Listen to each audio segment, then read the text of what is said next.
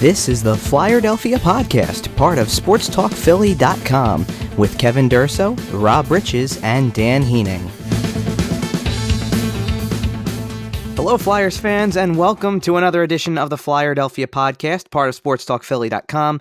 I'm your host, Kevin Durso, joined by Rob Riches. First of all, Happy New Year to all of our listeners. It is 2019, and we are past the halfway point of the 2018-19 season.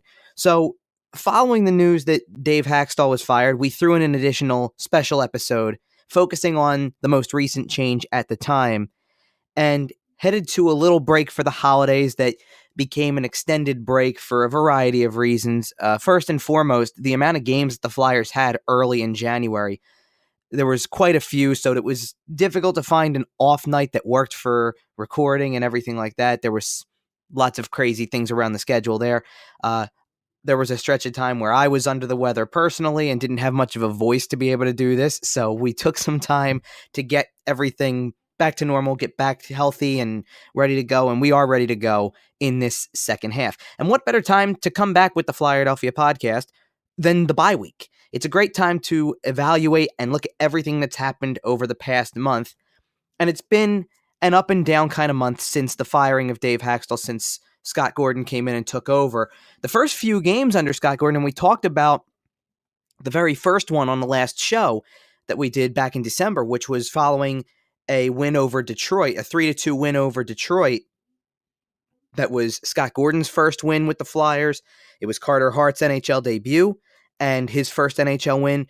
And from there, the Flyers followed up that game with a 2-1 win against a team like Nashville. That's very convincing. They lost 4-3 to Columbus in a game where they pretty well got outplayed for most of it. They didn't, for most of it, but they didn't give up a lot of shots either. That's the thing. Like, they gave up extremely high quality shots in limited succession against Carter Hart. So that was kind of like the opposite of the first two games. And then they get a good shootout win against the Rangers, and they went into the holiday break, and you're starting to think, maybe things are different all of a sudden. Maybe Scott Gordon coming in, the coaching change really did wake this team up. And then a healthy dose of reality hit over the next couple of weeks that followed.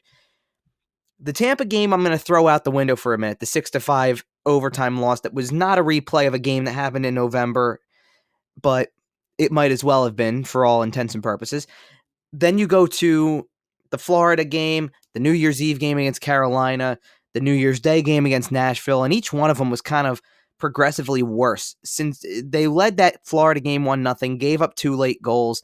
That cost them any points there. They lost a rather lifeless game, and Carter Hart wasn't really on his game either against Carolina on New Year's Eve. New Year's Day, they just didn't look like they wanted to even be there. Same thing with the Carolina game at home. It was very lifeless. And then they played a decent game against Calgary up until the very end. They played 50 to 55 solid minutes and then give up 2 goals, one late in regulation, one in overtime. They lose the game.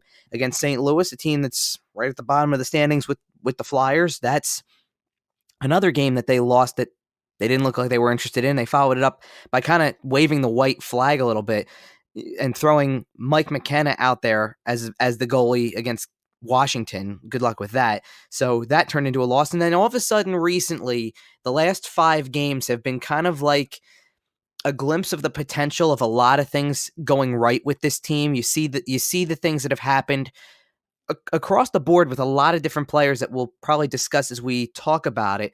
But to see them come out and win 4 of the last 5 games to go into this break, there's a part of you that goes, this is all too little too late if you're going to start talking playoffs and any form of success this season. It's just too little too late. You're not going to be able to rebound from all of the losing that you've done early in the year. I believe they already at one point in time had a 6 or 7 game losing streak. You add the 8 game losing streak onto that. To be honest, I was positive that 8 game losing streak was going to turn into another 10 game losing streak, maybe more, instead of the 4 out of the last 5 that they've won going to the break. But beside the point with that, it's too far along at this point. You're past the halfway point of the season. It's just too far along to reverse the early season results, even when players are playing a lot better than they were at the start of the season. That being said, this next month is all about who's going to stay and who's not. It's going to be about who carves out a spot on this roster that works for this team beyond this season, and where you're going to try to plug those holes from there. And obviously, look, we haven't done a show since before Christmas of last month and all that type of stuff like that. And the focus of that last show also being about the coaching change, being about Carter Hart being called up. We're not even talking about we let the whole period of World Juniors go by, and there's a lot of telling things that happened out of World Juniors. We let obviously a period of time go by now where we're creeping up on a month away from the trade deadline here. As a matter of fact, as of publishing this on Friday morning, it's exactly 1 month until the trade deadline. And there have been a few things that have happened, and we'll talk about those on the show tonight as well. But we also need to talk about the possibility of things to come, and the fact that there are decisions there for Chuck Fletcher to make, and that he's going to make sometime over the next little stretch. We'll talk about something else that was related to World Juniors too, that may come into play and may not. It's too soon to tell, and depends on which. I think also it depends on which team you're watching. If you see the team that lost 8 straight games, couldn't buy a win, sometimes couldn't buy a goal, then you have every reason to start discussing this topic. If you look at the team that won 4 of the last 5, you're thinking there's no way that this is going to be a discussion point. But we might as well float the option for now while it's still somewhat relevant when you look at where the standings are as the NHL freezes play over the All-Star break. So those are all things we'll get into. Rob, I'm curious to get your thoughts on the last month. I kind of broke it down. I have it personally. Like I said, I separated it. The next 3 games that happened under Scott Gordon, where all of a sudden Scott Gordon comes in and they win 3 of the first 4 games where he's head coach. Then the 8 games that they lost in a row, and then the last 5 where they've won 4. It fits the mold of the team as we've come to know it over the years, where it's the perfect model of inconsistency. You go from one thing to another and back again, and do it about 10 times over the course of the year. At the same time, maybe I'm kind of curious to get your thoughts on some of the things about the identity of this team and where they are as the All-Star break hits. Yeah, Kevin. Every once in a while, you watch your team, set out on a losing streak where they could put together 5, 6, 7, 8, upwards of 8 to 10 losses in a row, and you watch that and you think, man, this really sucks. It's just they'll turn it around at some point, but for right now, it's just terrible. It's just not looking so hot. But you think that you watch a streak like that and you think, hey, it is going to end at some point. But during that Flyer streak, man, I got to tell you, I didn't think that was ever going to end. I thought that they were just almost felt like they were going to lose out for the rest of the season. I mean, it was almost absurd. But then again, I mean, they get to winning 4 out of 5, just before their bye week, and you have James Van Riemsdyk being able to light the lamp. You have Nolan Patrick playing some of the most confident hockey he's ever played, and you have Carter Hart really hitting his stride and really making the Flyers brass, really making Chuck Fletcher look like he's paying off for the decision to call him up, because I was against that decision. I still thought that it was too early, but he's proving myself and he's proving a lot of others wrong with just how well he's commandeering the crease and just how stellar he's been looking so far.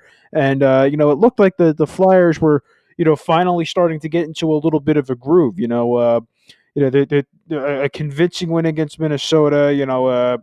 They snapped the streak against Dallas. They take down a top team in Boston, and they beat Montreal, who was coming off a 4-game winning streak of their own. They were playing very confident puck. And unfortunately, it's like, hey, it's all looking like the Flyers have their act together. They're getting their stuff together. And then all of a sudden, they got to just shut it right down for a bye week. They're not able to take the ice. It's just a matter of unfortunate timing and, just kind of a luck of the draw kind of thing, having their bye week this week as opposed to next week. They could have got a couple more games in before the All-Star break. And it's something where that's just how it goes sometimes. It's just kind of a rough hand that they were dealt there. But, I mean, it's one of those things where, it is nice that they are able to get themselves back in the groove, that they're able to, kind of get, I don't want to necessarily, use the cliche, get their swagger back, but, they kind of did. They're playing a lot differently. I mean, they're, getting, more and more used to, Gordon, especially older guys, and, just how they're playing with Carter Hart behind them. I mean, the kid's just been unreal. The kid's just been stellar. He's been a pure delight to watch. It almost reminds me of the meteoric rise that Shane Gostisbehere made a couple of years ago, where he was just, I mean, he was on top of the world. There was nothing slowing that guy down. And it's coming down to a simple matter of, it looks like they do have their act together at this point, but like you said earlier, like you touched on, they've just lost too many. When you're losing 8 games in a row, when you're playing very inconsistently at the start of the season, it's just something where, I do think that they could make a run similar to what the Florida Panthers made last year, where they had a very, very solid second half of the season. The month of February, they had 3 separate 3-game winning streaks. They closed out the month. Entered March. It was a 9-game point streak. They went undefeated in the month of April. I mean, granted, only 5 games, but something where the Panthers, I mean, they made a run. They really did their damnedest to chase down the final playoff spot, and it just didn't work out. So you could see a very similar situation with the Flyers, but obviously that's something where we still have to wait and see.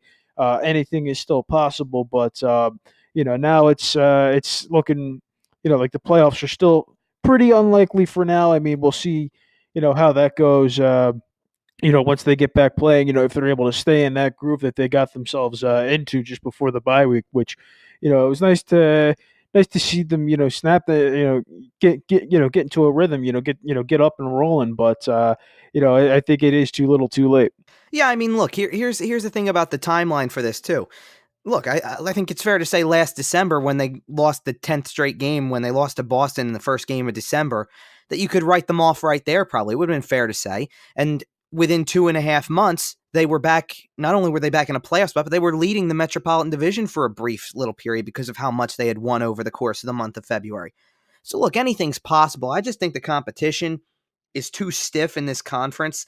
They're going to, when you look at who they're getting greeted by when they come back from this break, you get a game against Winnipeg, who's been a Western Conference powerhouse for the last few years, very consistent team, a team that strings together success fairly well. They get Boston again on the road, which, all the credit to them for winning that game against Boston and playing as well as you can against a team like Boston. Boston came on strong in the third period of that game, but I think for a change, the Flyers' second period was really the big difference in that meeting with Boston there.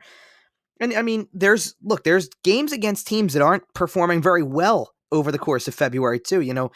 The New York Rangers are going to probably be getting ready to go into cellar mode as well. Edmonton's kind of a dumpster fire situation of their own right now that is all too familiar to Flyers fans. They just, they had the head coaching change first for a change, but they just fired their GM as well. So that's a team that's in disarray. Vancouver hasn't been too great without, at least without Elias Pettersson. Now that Pettersson's back, he might bring some more stability to them. They were perfectly legitimate playoff contenders at one point in time earlier in the season, and then they kind of fell out of it.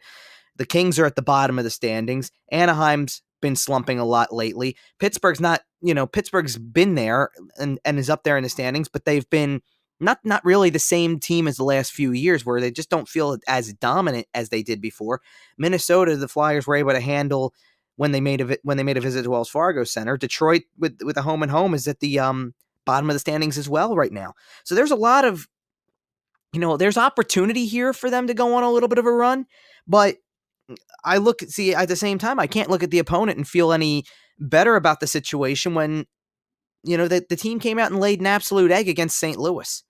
The team has come out and played down to competition in different ways. They really, there's no reason why they shouldn't have had their first meeting with Edmonton, and Edmonton was a little bit hot coming into that game. That was still early on after Ken Hitchcock took over there. Vancouver was kind of in the middle of a bit of a slump, no problem for them. And that was right toward the end of Dave Haxtell's time with the Flyers.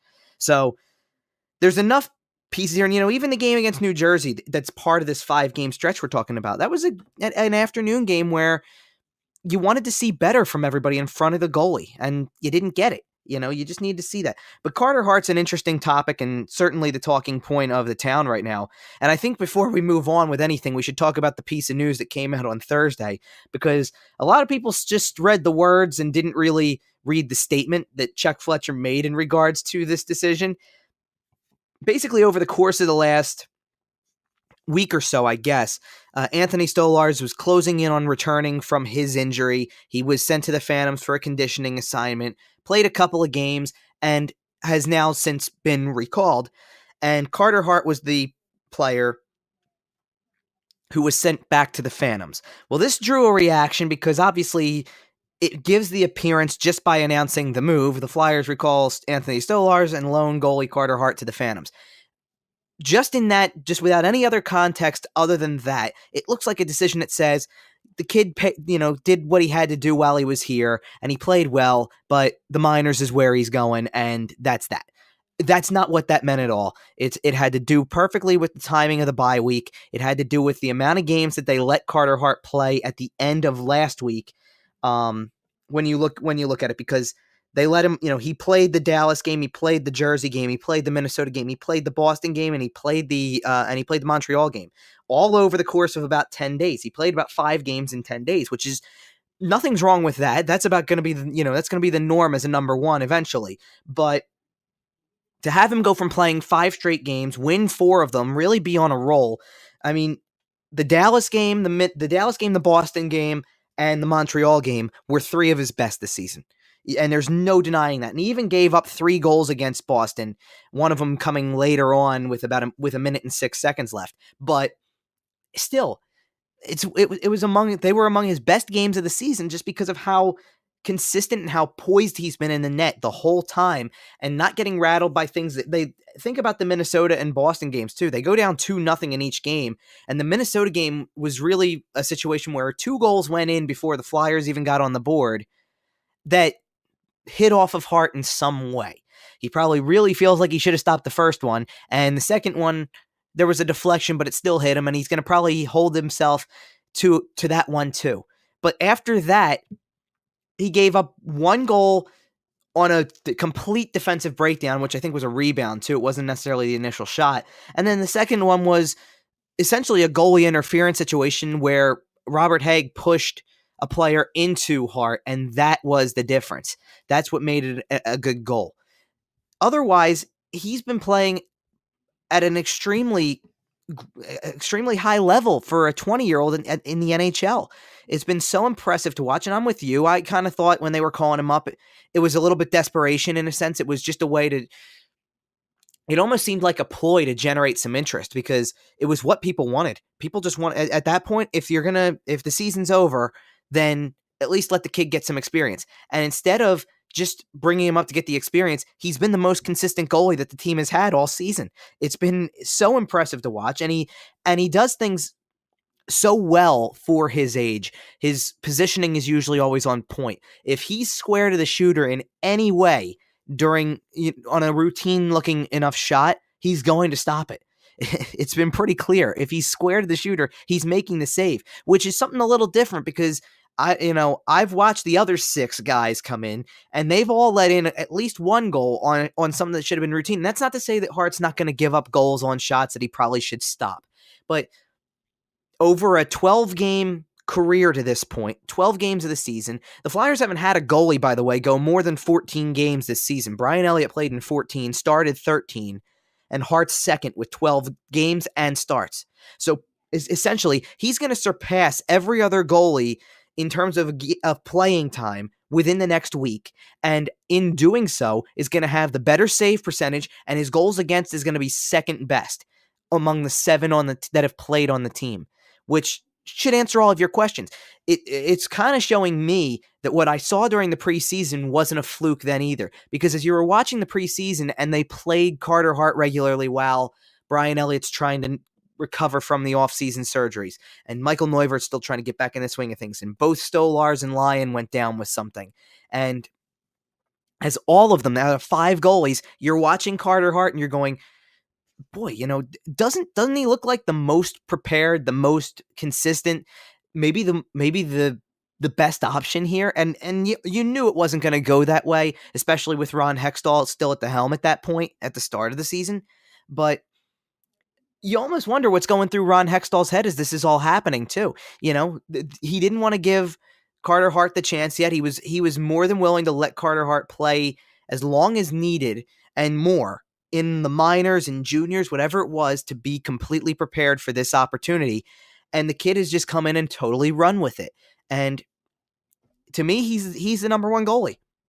He's absolutely the number one goalie from here on out. He's earned it in 12 starts, and more importantly than earning it in 12 starts, though, is the fact that to my recollection, I believe he's had only one or two starts where he's given up more than 3 goals.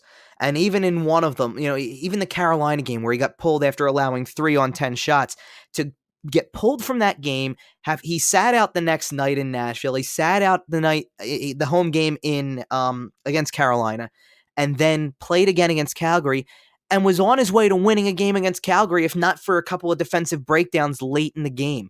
Otherwise, he was going to get a win in that game. Then he comes out and he's doing everything else at that point. The St. Louis game was only a game as long as it was because of Carter Hart. The Dallas game, he came, I think, just under 3 minutes away from a shutout and made 37 saves in the process. The Minnesota game, way to bounce back from an effort where at the beginning of that game it was 2-0 very quickly, and the thought was he doesn't have it tonight. And he bounced back and he still was right there with it. I think he made 34 saves that night, which doesn't make 4 goals allowed look nearly as bad, especially when your teammates put up 7 going the other way. And the Boston game was probably his finest hour so far. The first 2 periods of that game, to give up the 2 goals, and then after that have to make several 10-bell saves on really good players. We're talking Patrice Bergeron from the slot, David Pastrnak on a breakaway, Ryan Donato on a breakaway, Brad Marchand running all over the place down in the offensive zone like he does. That's a good team. And to be left, to really fend for yourself and have to withstand the pressure and doing it as he did is just so impressive. And the Montreal game was the same way. For 2 periods, the Flyers don't win that game without Carter Hart's first period. We can talk about, they come out of that first period. With no score, and the only reason it came out of that first period with no score was because of Carter Hart. Otherwise, you take 1 shot on goal, you allow 12, and Hart's there to bail you out constantly. He's doing exactly what everybody probably hoped he would do, and he's making it. It's kind of ridiculous. He's making it look pretty easy so far. And it's not that it's easy. It's just that he's so prepared and so mentally tough and confident and poised and prepared and all of those. You can unleash a whole list of superlatives on this kid. He's really that impressive. So, you can look at what happened on Thursday, and you can look at that roster move and go, I don't know what they're doing. Let's talk again let's look at it again on Sunday or Monday. And if he's not starting the game against Winnipeg on Monday, or at least back on the roster, then you have a reason to worry about this. Because that, to me, sends the totally wrong message to everybody who's a part of this organization, from the fan base to the players. If you don't bring him back up, Claude Giroux's sitting at the All-Star game right now, doing media night and all that type of stuff, and talking about making a second half push. Why? That's how they're wired. They're wired to know that nothing says they're mathematically out of playoff contention, so don't tell them that. Look, we all know better. Chances are we're going to be sitting here in a little more than, about 2.5 months, and the season's going to be over. And it's going to end on April 6th with the final game. But you can't go into a situation and give the players any reason, especially after getting into a rhythm like this, winning 4-5. You don't send the message to your players and go, yeah, that's great. The 4 out of 5 was really great. We're sending the guy who's pretty much responsible for 3 of those wins. We're sending him back down, and we're not going to bring him back up for the rest of the year. It sends a totally wrong message. It gives the fans the impression that tanking is legitimate. I don't know of any NHL team that has actually actively tried to tank. The Flyers didn't actively try to tank 11 years ago when they had the worst record in the league. They actually tried and played well toward the end of that year, decently enough anyway, but it wasn't going to save them from what their fate was. So don't send that kind of signal to people, because the tanking thing is not going to get any traction here. You're not going to be able to sit there and look at that. And that's why I'll segue into this because I mentioned World Juniors. This is why, anybody in this situation, when a season starts to go downhill and it doesn't look like there's any signs of reversing it to turn it into a success with a playoff appearance, then especially as you reach not necessarily, like the Flyers have missed the playoffs in years past, but not been that bottom dweller team. They haven't been that team where you go top five lottery odds by pure coincidence of it. Not, hey, they tried to do that. This is what they were that year. They were a bottom 5 team. They haven't usually been that. They've been a middle of the pack team that either gets in or does not. And in this case, for a good week or so, I believe for about 10 days, they were the last place team in the NHL. So your mind does have to start to at least bring up the possibility that you're going to be in the lottery at some point. You're going to have lottery odds. They may be the best. They may be the second best. They may be the 5th best. You may climb out of it and have the 10th best again, just like you did a few years ago or something in that range. But if you're going to be near the bottom, then you have to think about the possibility that if you don't climb out of the hole fast enough, or if you go on another one of these extended losing streaks and fall far enough behind that the climb to get even out of the last place spot is too much, then it puts prospects like Jack Hughes and Capo Caco into it. You know what I mean? It puts those guys into play for you, because you might not get the first overall pick. You might get the second again, but the second's going to net you a pretty good player. The third's going to net you a pretty good player. The 4th or the 5th might net you a pretty good player. So I'm not talking about it from a sense of lose for Hughes or anything of that nature. That's not going to happen. This is not trusting the process, and I'm not downing the Sixers for it. The NBA is a different animal. In the NHL, nobody does this. But if it's a possibility, and let's put it this way, go check the standings after this recent stretch of games. Go check the league standings and see where the Flyers sit. Still in a tie for 28th with the Kings, 1 point ahead of the Devils and the Senators. That's it. There's nobody else below them. So they're still sitting in that 4th spot here with first place right there. And it's not to say that that's a competition or anything like that. You don't go for that. And you're not going to tell these players and this fan base that we're not trying. And even more than that, I think the fan base doesn't care as much about whether or not they win or lose a ton of games from here on out, because some fans have embraced the idea that they might have a lottery pick. But you know what I think they would be upset about? The fan base would be upset if you're not giving this kid the chance to continue to be the number 1 goalie and to see where this goes. You've got to let this kid play this season out, and let's see what he does in 2.5 months.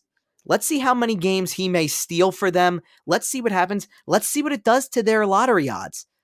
Does playing this kid still get them the league's worst record or worst point total and put them in that top lottery spot or in the top 5? Maybe. But does playing this kid push them far enough that they might actually be creeping up on one of the wild card spots? They might not make it, but what if they climb back in to a little bit of a race, even in the slightest, because of Carter Hart, and give people the hope that a full season with Carter Hart is going to make a difference by itself. One player is not going to save this organization from where it's heading. There's going to need to be massive changes made, and there already have been some minor ones, and it's setting the table for bigger things to come. But Carter Hart is very clearly an answer to this point for this team's future. He's answered that already, and you might as well see where that goes in a year that's become a throwaway year. Let's see what the kid has. That's my feeling about Carter Hart at this point. So I want to see what he has for the whole year and go from there. Now, I do want to touch on somebody completely different in this case, because we're evaluating Carter Hart on 12 games, 12 starts, and got to admit, we've liked what we've seen the whole way through. Let's talk about somebody else who debuted with the Flyers on the same night. We're talking about Scott Gordon, the head coach, the interim head coach of the Flyers. And look, whenever you name a guy as your interim head coach, you're basically giving the guy an audition. It's an open audition for the rest of that season to see whether or not this is where you're going to go, or if you're going to actively look somewhere else. I don't think Scott Gordon is a bad coach, but I do not think he's the answer long-term either.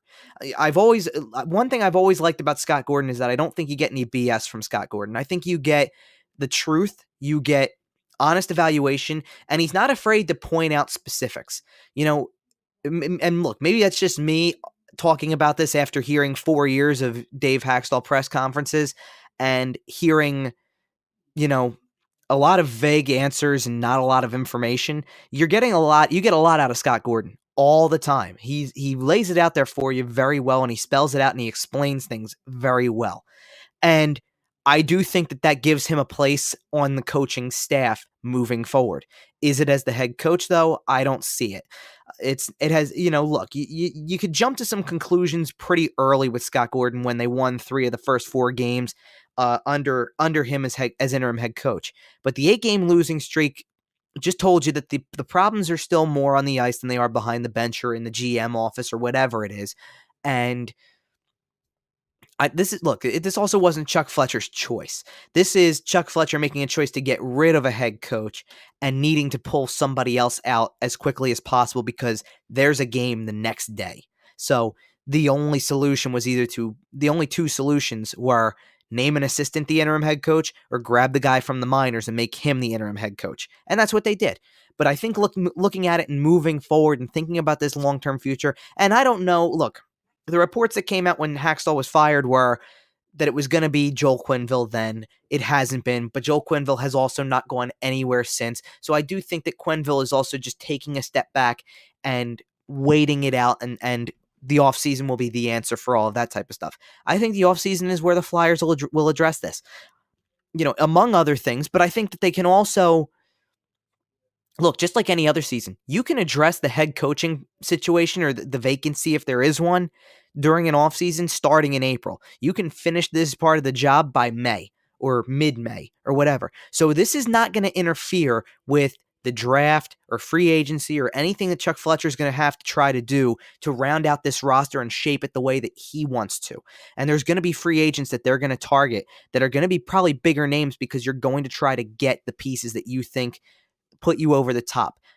Maybe a guy who's more of a top 4 defenseman than what you currently have and a veteran. Maybe a better forward who is a fit for that top line wing, even more so than Claude Giroux and even more so than JVR, who's been playing better since playing with better players.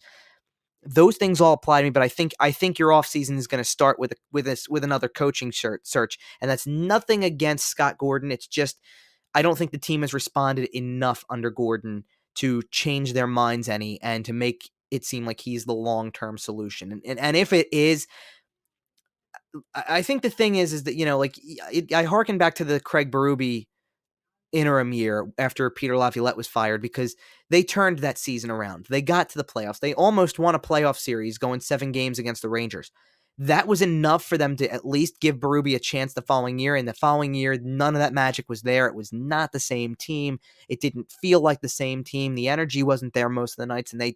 And they took that and they did with it what they would do. And, that was go right back into the coaching search after one full season under Craig Berube.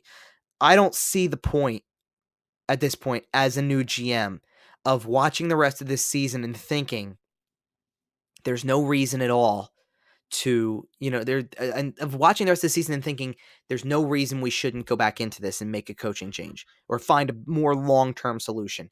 There's better veteran guys out there that are going to be more, I think more capable of getting these guys motivated to play nightly and still being veteran savvy, but good with younger players, because that's what the Flyers' future is. It's going to be these younger players. Rob, you touched on it earlier with Nolan Patrick, how confident he's been in the last few games. And it's been great to see him get the confidence back because he didn't have it. There was a lot of games where he didn't have it. I was honestly, during the losing streak, his confidence was probably at the lowest it had been. And I was starting to think, you know what? What do you have to lose at this point in the season where maybe just putting him in the minors is a good idea just to get his head back in it a little bit? Not from a sense where he's not playing necessarily smart, but he's not doing anything special. He's got to attack. He's got to be more aggressive in these situations. He's got to be more willing to go after it and play with that kind of effort. And he wasn't doing it. And it's like maybe that has to do with, look, what do most, you got to think about, what do most young players not know? Losing with consistency and struggling to put up points. Nolan Patrick was a great player at juniors, and he helped his team be successful. And when you help your team be successful and you win a lot, losing doesn't come easy, and struggle with it doesn't make it easier. So he possibly needed just a mental break from it all. Go to a team that competes on a nightly basis in the minors. Go to a team where the competition is a little bit of a step down. Maybe it helps, but I think he's kind of dispelled all that in the last couple of games with the way he's been playing. Look, we all know he's more than capable of playing in this league. He's just got to want it completely. That's the thing for me. So I've kind of rambled on about two different people now, Rob. So why don't you jump in? Let's get your thoughts on what Scott Gordon has done so far, and just everything with the coaching situation and where that might go in the second half of the season and beyond. I think that the biggest thing about Gordon is, when you look at the young guys that have worked with him in Lehigh Valley, that's the biggest thing that he's got going for him. He's got their respect. He knows how to win with them. He took them to the Eastern Conference Final last year in the Calder Cup playoffs. He's somebody who, he's got their respect. He knows how to deploy. He knows how to work with them. Knows their strengths. Knows their weaknesses. It's all good. That doesn't necessarily translate to the older guys on the roster, your Claude Giroux, your Jakub Voracek, your Andrew McDonald's, and what have you. But it's also something where you look at that and you think that he could try to adapt with them as well. And you also look at your Wayne Simmonses and your Michael Raffles and your guys who may very well find themselves on the block sooner rather than later. That's very much could be a distinct possibility, and it's something where you know, Scott Gordon isn't exactly. I mean, my number one choice. I would say. I mean, if you can shoot the moon and get Joel Quenville, that's something where that would be very much appreciated. And who knows, you might be able to lure Artemi Panarin here when he hits free agency and somebody who can provide an immediate jolt to the offense. Again, depending on how things go between him and Columbus, I don't want to get too ahead of myself here. And it's something where it's not it's a similar situation with Craig Berube a couple of years ago, like how you went back to that. But I think that the difference is that when Scott Gordon took over, it was a little bit before the true halfway point of the season, and Craig Berube he took over 3 games in. I mean, it was something where he had, in essence, a full season to work with. It was the full season that it was pretty much not a full season that was still a full season, if that makes any sense. I mean, he was able to rally those guys back and then just completely stumbled apart, and something where you know um, you know you, if you are able to get a steadier hand behind the bench. I mean, what do you do with Scott Gordon? Is he able to stick around as an assistant? Do you send him back to the Phantoms? If you send him back to the Phantoms and he continues to do good work there, does he get poached by another team in the future looking for a coaching hire? There's all sorts of questions that come with that territory, and it's something where if he's able to get keep the respect of his younger guys and keep that process moving along, then it's something where it's not the worst idea. But I mean, me personally, that's not what I'm looking to do. I think it's something where you can put him.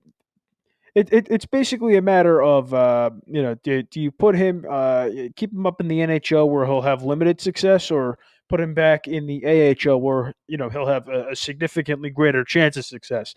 Especially considering all the prospects that are coming in with the Phantoms, and the run that they've been able to make in the Calder Cup playoffs. The past several seasons. I mean, it's something where he's done remarkable work with them, and I'd like to see that continued. Yeah, and look, that's why I floated the idea of him being an assistant coach too, because I don't have anything against his coaching style. And to his credit, some positives that have come out of his time with the Flyers to this point. Obviously, Carter Hart's success is a little bit due to him just because of the familiarity. It's not like Carter Hart came up and started playing under Dave Haxtell, and it's a new coach that you kind of have to endear yourself to earn the trust a little bit. I think the trust was already there from the beginning. They came together basically, and it's been a good trek since then. I think Travis Sanheim's playing some really good hockey lately, and he's another guy who is a product of Scott Gordon's time in the AHL. That's just another example. Oscar Lindblom's kind of taken a step in the right direction since then. You got those guys as well. And I think another thing that kind of can be collectively discussed is how the penalty kill hasn't been as much of a liability since Scott Gordon took over. They're playing with much more of an aggressive style, and that has proven to have more success. Sure, they're going to give up power play goals. Every team does. But when you're killing penalties at more of an 85% rate, not a 75% rate or worse, then that's a clear step in the right direction, and he's taken that to a whole different level at this point. I even think the way that they play third periods, it's a little bit like a penalty kill at times. They play a little bit of an aggressive game in the defensive zone. It's not necessarily pushing the play the other way, but it's also the willingness to sacrifice, to go down and block shots. That these are all things I think are a product of Scott Gordon, and that's why I'd like to see him retained in some capacity as an assistant, but I don't think he's the head coaching solution, because I think when it comes to being the head coach, he's doing things not necessarily the same way that Dave Haxtell would, but he's finding the same difficulties. I'll say it that way. In terms of forming lines, the power play is still struggling at times, and it's been better lately, but it's still an overall struggle. To have to go to a 5-forward power play unit to try to break a slump, you start to realize that you're throwing darts at the wall. You're trying to figure out the best combinations and what's going to have success, and you literally try everything you can, and it may not work. That's the thing. So that's not necessarily his fault, but he's having the same difficulties, and it doesn't mean that it doesn't mean another coach is going to have it better either. It's just those things, to me, coupled with the results. There are nights where this team has come out and not been ready to play on by any stretch. And that, to me, still falls on the head coach to some extent. It's the players, too. And the players are going to experience, the downside of that, which is going to be changes to the roster. So far, Chuck Fletcher has made trades that involved Jordan Wheel and Taylor Lear, and that's very minor stuff here.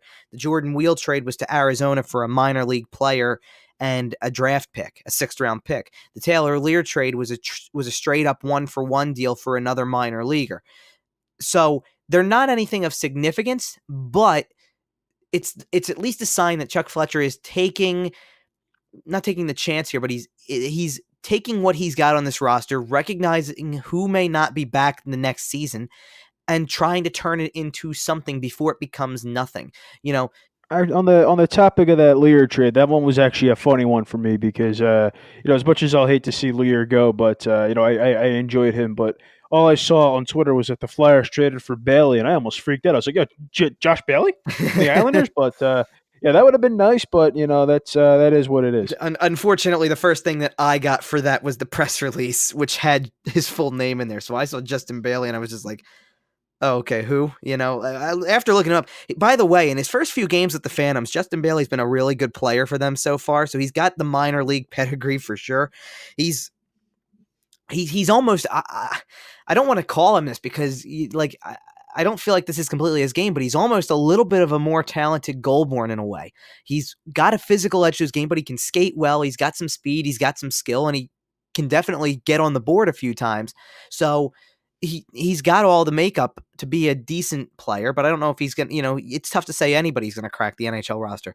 By the way, you mentioned something talking about Scott Gordon, mentioning the Calder Cup playoffs, getting to the Eastern Conference final, and it reminded me of something else I wanted to talk about with Carter Hart really quick. That's a little footnote for people, because if people were freaking out on Thursday about Anthony Stolarz being recalled and Carter Hart being loaned to the Phantoms, literally for probably a game, maybe two, I'm going to guess more likely one, so that he's remains healthy and got that tune-up in before having to come back and play on Monday at the NHL level.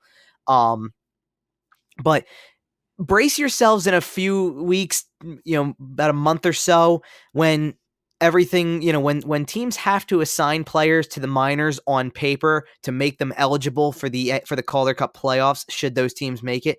The Phantoms are holding a playoff spot in the AHL right now. There is no doubt in my mind that when that comes around, Carter Hart will be sent down as a paper move to be able to go back down and play it in the Calder Cup playoffs and see what he can do with the Phantoms in that sense. You will probably see, actually, because I'm trying to think if there's anybody else who's up at the moment. I mean, Phil Varoni's been up for a good stretch, and he's more of a veteran guy for the Phantoms, but I can see them also. Well, Varoni, I think, might have to clear waivers. So that's a little different. But Carter Hart's going to be a paper move for the AHL when that time rolls around. So he can be eligible to play and get experience in a playoff series in the AHL, so long as the Phantoms hold on to their playoff spot, because they have been slumping at times too. They had a few games in a row where it wasn't the same team by any stretch, and they've been decimated with injuries, and Hart being called up hasn't helped. And even having Varoni up on the Flyers hasn't helped either, because he was such a key part to the Phantom success that it changes the look completely. Um, let's talk about some of those roster moves that I mentioned, Rob, because I wanted to get. I mean, you talked briefly about the Taylor Lear trade, and Lear was a good guy and all stuff like that, but it was becoming pretty evident that he didn't have a future here. Same with Jordan Wheel. Jordan Wheel was getting scratched on a regular basis. If he didn't have much of a future here, the best thing you can do is get something for him in a contract year. Obviously, the guy who's potentially on the block actively is Dale Weiss, because the Flyers placed him on waivers, scratched him for 2 games last week, told him don't even bother to travel with the team for the Montreal game last Saturday, because we're trying to work out a trade. So nothing's happened so far, but the fact that he was told stay at home, wait it out, you'll probably be traded, means that he's probably the next guy out. You mentioned Michael Raffl as a name who could end up on the block. I certainly can see that in a contract year. And Chuck Fletcher has already said that Wayne Simmons, they're going to make a decision on Wayne Simmons by the trade deadline. So within a month, we'll know exactly what Wayne Simmons' future is, whether it's with the Flyers on a new contract or it's a trade that gets them something. Fletcher has already said he's not letting Wayne Simmons walk for nothing at the end of the season. They will make a decision. They will get what they can get for him, or they will keep him. So it's good to kind of have that kind of game plan set up just so you know what's coming, and to know that they're putting and prioritizing some of those things. My thing about making changes to this roster starts with whoever is whoever's got an expiring contract that's probably not going to be back here. Find a way to get something for them. Wayne Simmons is going to be the easy one in that case, not necessarily because that's not saying they're going to get a great return for him. That's saying you'll get a return for Wayne Simmons. It's impossible that they don't. But what's Michael Raffl going to get you? Jordan Wheel got you a 6th round pick and a minor league player. So you'll have to see. I mean, look, and that's, to be fair, that's probably more than I would have thought they would have gotten for Jordan Wheel, based on how much he had been playing and how little success he had in recent games. Maybe, Raffl gets you something that's a decent draft pick. Maybe Raffl gets you like a 4th or a 5th or something like that. Or if you're lucky, maybe he gets you a 3rd if he can find the right trading partner who's willing to go there. But Simmons should net you something pretty decent, and that's where you start to make your decisions, and you have to consider that type of stuff. So those are the 2 guys, at least off the top of my head. I've heard Radko Gudas' name thrown around a little bit too, but he's got part of a contract that needs to be moved, so that might be a little bit more difficult. But he's been playing fairly consistent, and he's been decent this year, so maybe somebody does take him. Who knows? I don't think they're going to be able to trade a goalie just because of all the injuries. There's too much uncertainty with both Michael Neuvert and Brian Elliott that they're going to lose those guys for probably nothing. But that's kind of that's almost okay, because if Carter Hart's one of the goalies on the team next year, which it sure is looking like it, then why not? Then why not let the guys walk? It frees up the salary a little bit. If you can use that salary to turn it into a good veteran backup goalie option and a decent free agent, I think you got something out of that. So that's my thought on it. Rob, you can give me your take on some of the things here. The Dale Weiss situation was a little fishy in the way that they went about putting him on waivers for a second time this year and then basically telling him stay home. But it still seems like a move that has to be made at some point. They have other guys that are coming off the books. Look, Yuri Laterra is coming off the books too at the end of the year, but Yuri Laterra's situation is very different from anybody else's. I highly doubt that anybody would want to even entertain the idea of taking on his contract or having the player on their roster for the rest of the year. But Raffl and Simmons and maybe Gudas as well, depending on what you feel like you can get for him. Those are guys that all should probably be seeing their names come up a lot over the course of the next month.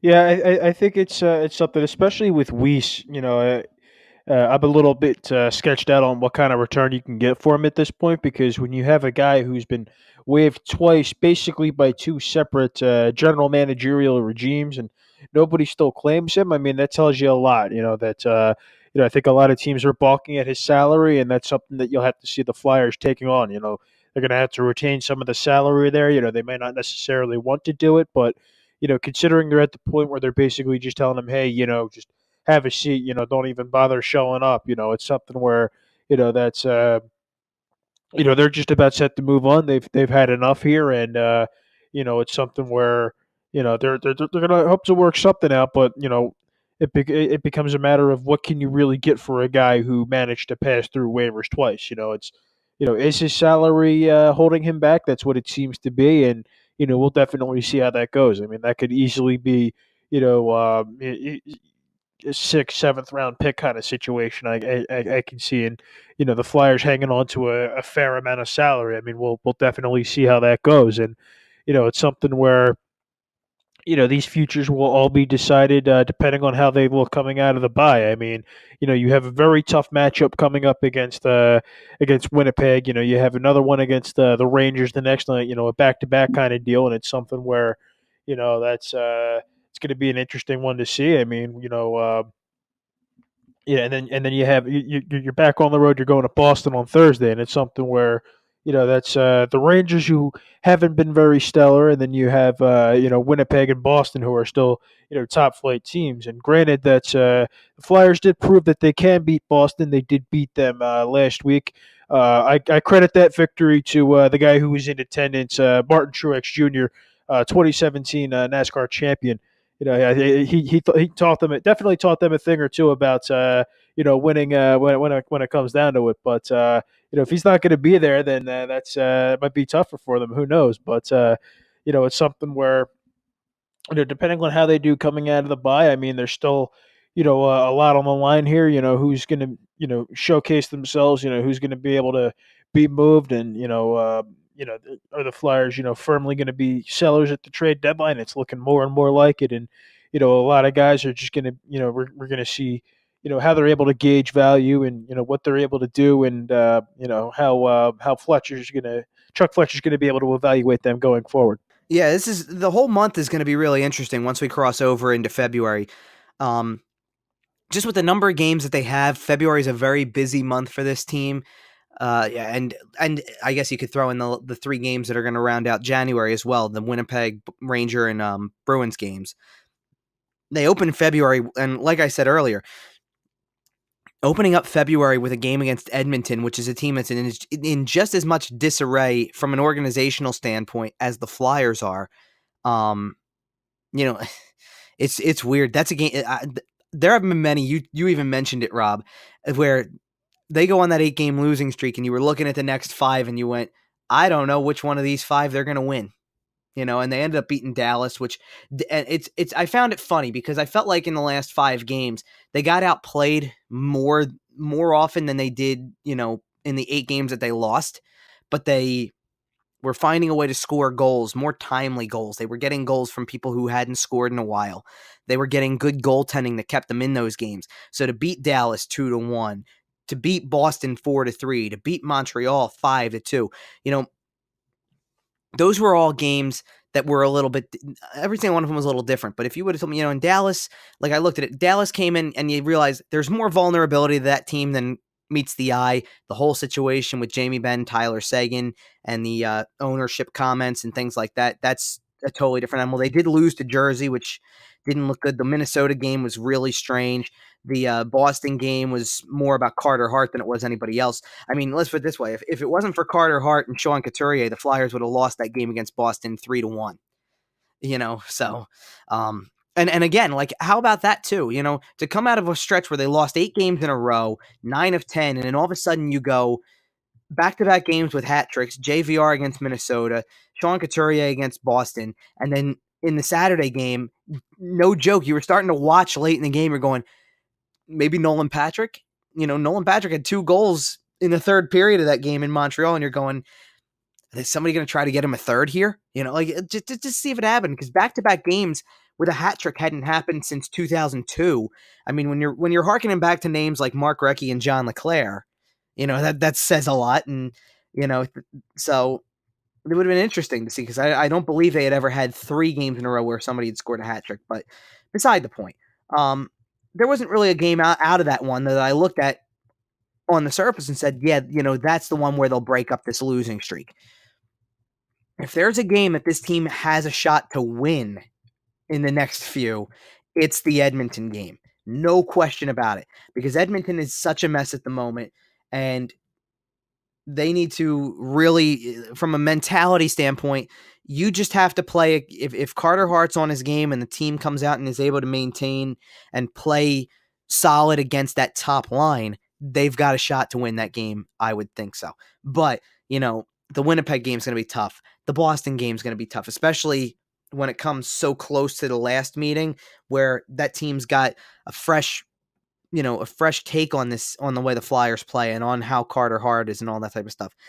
And then, like I said, you've got a stretch of games: Vancouver, LA, Anaheim, Minnesota, Detroit twice. These are teams that, in some cases they're in the playoffs just barely, and others they're toward the bottom. LA's tied with the Flyers in points. Detroit's only 1 point ahead. Edmonton, even for, being only 3 points out of a playoff spot, is only 5 points ahead of the Flyers. The Rangers are 5 points ahead of the Flyers. Anaheim's 7 points ahead of the Flyers, but they've lost so much recently that, that's a team that's in a little bit of disarray too. So you've got teams that they're going to play that have been struggling on their own, and I don't think it changes anything from the big picture standpoint, but it could change the short-term picture just a little bit, and it could change the way the standings look. We'll have to wait and see on that, but it could certainly change the way the standings look and a lot of other things just about this team in general. I do think that we see a lot of change coming on. And not only that, but it's not only an interesting month for the Flyers coming up just because of all the potential for changes and all the games they're going to play. You got to think about some of the other things that they've got on the schedule too. They're going to play enough games over the course of the month to begin with. The Stadium Series game against Pittsburgh is their last game before the trade deadline. That's the Stadium Series game is February 23rd, and they won't play again after that game until February 26th, the day after the trade deadline, which leads you to wonder, is there anything that might get done on the 24th or 25th that changes the way that the team looked from the night of the Stadium Series, an outdoor game at Lincoln Financial Field, to February 26th and the last 6 weeks of the season? It leads you to wonder. It's because it's certainly possible. It was, I don't think it was something that I paid a lot of attention to early in the season. It's something that I'm very aware of now, is that last game before the trade deadline is the outdoor game. It's the Stadium Series game. So we'll see. I mean, it's going to be really interesting to see what happens over the course of the next month for sure at this point. So we're just about ready to wrap things up. Rob, do you have any final thoughts coming out of the break that you wanted to share, and maybe like a final thought? Yeah, I mean, I'm still looking forward to seeing how Carter Hart can do. I mean, it's honestly that's something that I hated to see on his level. Is it looked like he was heating up. I mean, there was that loss to Carolina, and where it looked like, because it was pretty much his first bad game in the NHL, and he bounced back from that. And now he looks like he's getting a rhythm. I mean, he really is looking solid, and for him to have to shut down for a whole week, I mean, I understand the need for the bye week. I mean, I understand that was put in place pretty much by the Players Association to get everybody some rest, and it does make a lot of sense. But when you have a situation where you have a guy who's heating up, especially a young kid like him, and he just has to basically stop what he's doing for a week. It's one of those things that you just hate to see, and it is what it is, honestly. And at least he can go back to the Phantoms now, and maybe get in some action before they start back up, before they get back up and running. But he really has impressed me so far, and I'm looking forward to seeing what he can do over the rest of the season. Yeah, look, here's one thing I will say about Carter Hart too.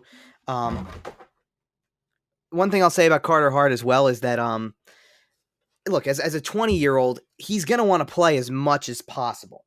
He's not the type who's going to like sitting out for a whole week or whatever the situation calls for, and I look at that and I go, that this tune-up game is probably going to be really good for him, but not only the tune-up game being good for him, but what about when you just consider, look at the players, who take this bye week and the All-Star game. And you got players, and look, I get they're established veterans at this point in their careers, but you got guys like Alex Ovechkin and Carey Price who don't want to take part in the All-Star game, and the 20-year-old's going to want to play as much as possible. So I find that interesting. For my final thought for this week, I wanted to go back to World Juniors a little bit for a minute and just talk about a couple of prospects that we didn't get a chance to talk about much, but Morgan Frost and Joel Farabee were two really standout players. Obviously, this year's World Junior Tournament was very different from years past. When you have the quarterfinals happen and Canada and Sweden both bow out on the same day, don't make the medal games at all. They're not playing in a semifinal. They're done after the quarterfinal. It certainly is a little eye-opening. It makes those last couple of games interesting. It set the stage for a really interesting 1-2 situation, if you will, because to have the U.S. play Finland in that gold medal game and have Jack Hughes play against Capo Caco is another thing in and of itself, because they are probably going 1-2 in the draft this year. That being said, Morgan Frost was one of Canada's best players, even in a year where they did not make it past the quarterfinal. He was one of Canada's best. Joel Farabee looked great for the Team USA through most of it. He had a few games where he was a little bit invisible, but for the most part, he played extremely well. And for a kid who just got drafted this past year to make the U.S. junior team, certainly I have no doubt in my mind that Joel Farabee will be back on that team next year at World Juniors again, just because of how young he is and how much that experience will help him the second time around. So I think he'll easily be going back. And look at what Morgan Frost has done coming out of that World Junior tournament. He had a 5-goal game last weekend. He had 2 goals the game before that, so he had 7 goals and 10 points in I think in 3 games over the weekend or something like that, or over the last week. It's absolutely absurd to think about. And the more that I see Morgan Frost, the more that I'm not sure how he's not wearing the orange and black next season. He this is his last junior season. This is his last junior eligible year. So he's either going pro with the Phantoms or he's going to make the Flyers. And I'm starting to find that I just don't know how you leave this kid off the roster. He's not afraid to shoot the puck. He's got the scorer's touch on some nights. He knows how to do it. He's got some flair to his game. I think everybody could use a little dose of that. So I've just been so impressed with how he's followed up an incredible junior season that was slightly padded. I guess you could say his numbers were slightly padded by the absence of a lot of, by some teammates over the World Junior Championships and things like that from the year before when Frost wasn't on that roster. He's taken a break. There's a 2 to 3 week chunk out of his season that he doesn't get back playing for the Sioux Greyhounds that he has not missed a beat. He's almost averaging 2 points per game. It's insane to think about where this kid is right now. And he's reminding me a lot from a point total and performance standpoint of what people said about Nolan Patrick after his draft year, which is he's got nothing else to accomplish at the junior level. It's going to be time to unleash him to the pros. And if he just can be better away from the puck and better in terms of the size, that's going to be the determining factor. But I'm finding it hard to believe that the scoring and the offensive ability won't outweigh some of those areas where he can grow, that he's not going to learn at the highest level of hockey that there is in the NHL. So that's my takeaway from it, and from this week. And we'll see more of what he can do over the course of the rest of the year, and we'll see what the Flyers do over the course of another stretch of time here. Not going to have a show for a little while. First of all, we did this toward the end of the bye week so that we didn't have to talk about nothing from the previous week. We could have easily tried to set something up earlier when the bye week started. And what was the point of doing that when we were going to end up taking the following weekend off during the All-Star break? Because there was no games to talk about and really no developments over the entire bye week to this point. So we'll be back the following week at some point, so you can stay tuned for that. And I guess that's it. That's going to do it for this episode of the Flyerdelphia podcast. We do want to thank everybody for listening. Be sure to subscribe to the Flyerdelphia podcast on iTunes, Google Play, Stitcher, Spotify. Subscribe to our YouTube channel. Also, remember to check us out on SoundCloud as part of the Sports Talk Philly podcast network. A little bit dormant right now that the football season is over for Philadelphia sports. And the baseball offseason has kind of hit a little lull in the action, or at the very least is remaining stagnant until certain top free agents make decisions on where they're going to play. But otherwise, you can listen to us and shows on the rest of the Philly sports scene through that podcast network, shows on the Eagles, Phillies, and Sixers, all there as well. So once again, thanks for tuning in. For Rob Riches, I'm Kevin Durso, and this has been the Flyerdelphia podcast on sportstalkphilly.com. This has been the Flyerdelphia podcast, part of SportsTalkPhilly.com, with Kevin Durso, Rob Riches, and Dan Heeney.